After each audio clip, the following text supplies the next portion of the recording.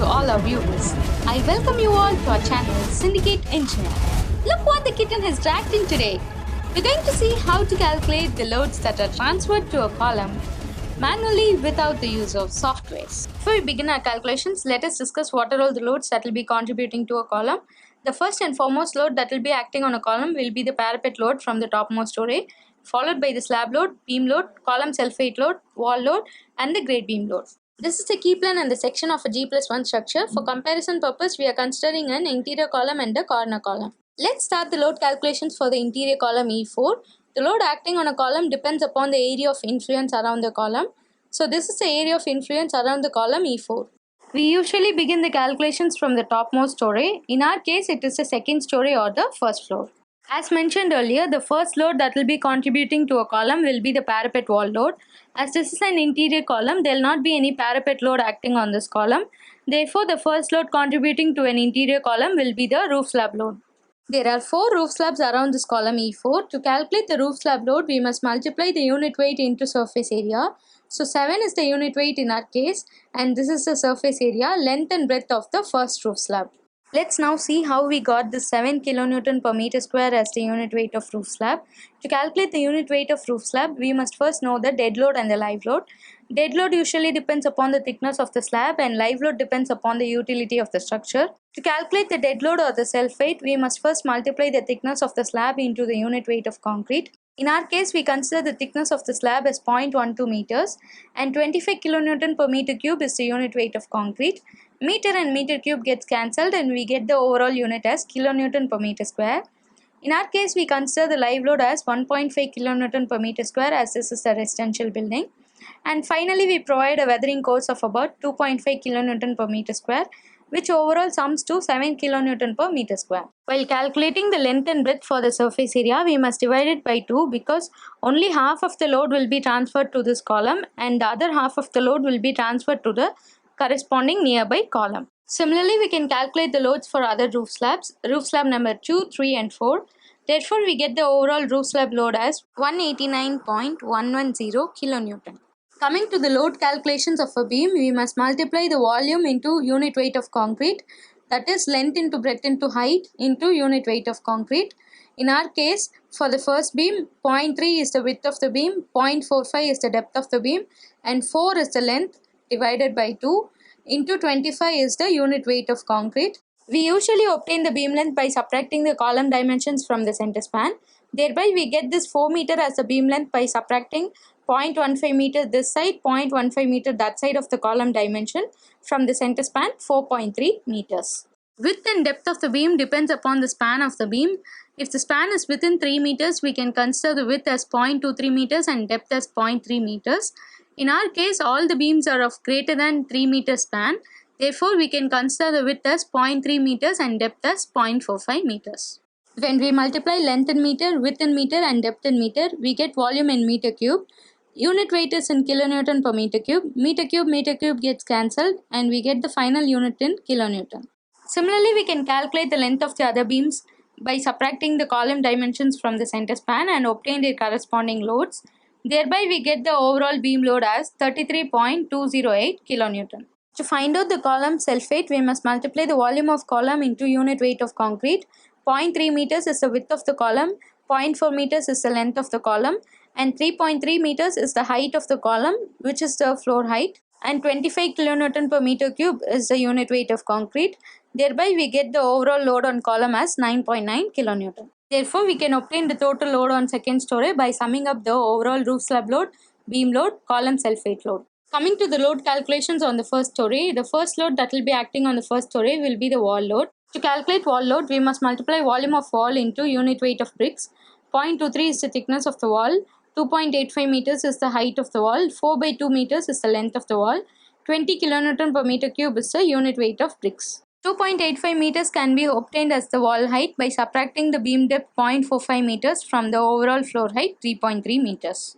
Floor slab loading is similar to roof slab loading by multiplying unit weight into surface area. The only difference is the unit weight. Unit weight of roof slab is 7 kilonewton per meter square and that of floor slab is 8 kilonewton per meter square. We obtain this 8 kilonewton per meter square by summing up the dead load, live load, floor finish and light partition. The beam and column loads are similar to those calculated in the second story. Thereby, we get the overall load on first story by summing up the wall load, floor slab load, beam load, column load as 388.238 kilonewton. Coming to the basement calculations, the wall loading can be considered with two walls, above walls and below walls. Those walls constructed above the ground surface are called above walls, and those constructed below the ground surface are called below walls. In case of above walls, the wall height is same as we considered earlier.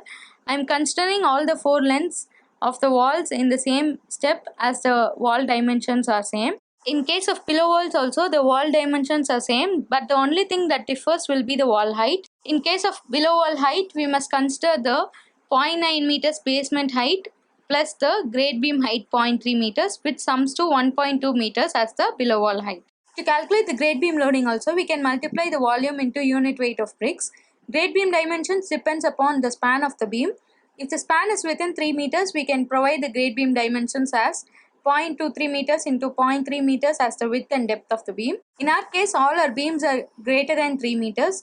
Therefore, we can provide the grade beam dimensions as 0.23 meters into 0.4 meters as the width and depth of the beam. While calculating the column loading, only thing that differs in the basement is the column height. Let's assume that the column goes 1.5 meters below the ground surface. Among that, 0.5 meters is the foundation depth. Apart from that, 1 meter will be remaining. That 1 meter plus the 0.9 meters basement height gives 1.9 meters, which we can round it off to 2 meters. Therefore, the total load acting on the basement can be calculated by summing up the above wall load, below wall load, grade beam load and the column self-weight load.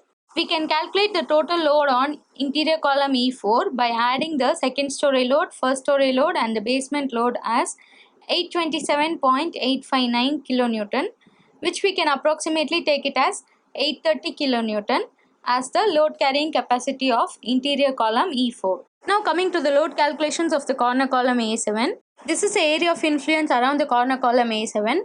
The first load that will be acting will be the parapet wall load, as this is the corner column. The parapet wall load can be calculated by multiplying the volume into unit weight of bricks. 0.23 is the thickness of the parapet wall. 0.9 meters is the height of the parapet wall. Usually parapet wall will be constructed up to a height of 0.9 meter or 1 meter, and this is the length of the parapet wall, and 20 is the unit weight of bricks. As this is the corner column, there will be only one roof slab around this column. To calculate the roof slab load, we must multiply the unit weight into surface area as we saw before. Coming to the beam load calculations, the beam dimensions of the first beam may vary as the beam span is within 3 meters.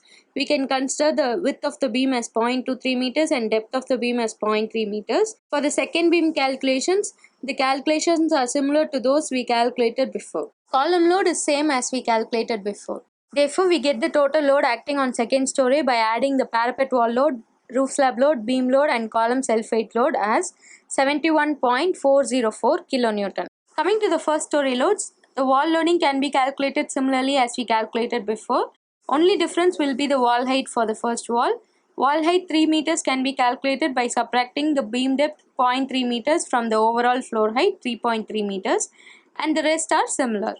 As this is the corner column, there will be only one floor slab acting around this column, and the procedure is the same. We must multiply the unit weight into surface area. The beam and the column loads are same as we calculated before. The total load on first story can be calculated by summing up the wall load, floor slab load, beam load and column self-weight load as 112.391 kilonewton. Coming to the basement load calculations, the above wall, below wall, grade beam and column self-weight load calculations are similar as we calculated before. The only difference will be the grade beam dimensions, as the span is within 3 meters and also above 3 meters. Hereby we get the total load on basement by adding the above wall load, below wall load, grade beam load and the column self-weight load as 92.594 kilonewton. We get the total load acting on corner column A7 as 276.389 kilonewton, which can be approximately rounded off to 280 kilonewton. From these calculations, we can come to conclusion that interior columns are subjected to more loads when compared to the corner columns. This is because in interior columns, loads are transferred by the members from all the 4 sides, whereas in corner columns, loads are transferred by members only from the 2 sides. Therefore, more loads will be acting on the interior columns when compared to the corner columns. Also, we can conclude that the results obtained through manual calculations and STAAD software calculations are nearly similar. If you have any comments or suggestions regarding this video, Leave it in the comment box. Thanks for watching and have a nice day.